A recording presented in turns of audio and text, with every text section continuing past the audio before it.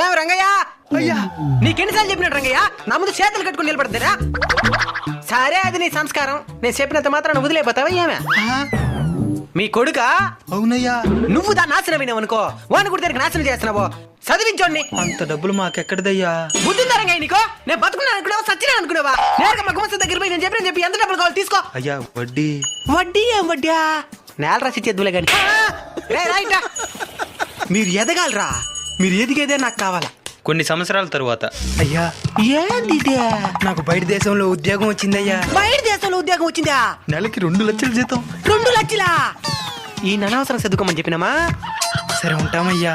నీదేదైనా ఒక ఫోటో ఉంటే ఇచ్చేసిపో, గుర్తుకొచ్చినప్పుడు చూసుకుంటాను. ఇందయ్యా. ఇందా వేరే ఇంటెలిజెంట్ల పై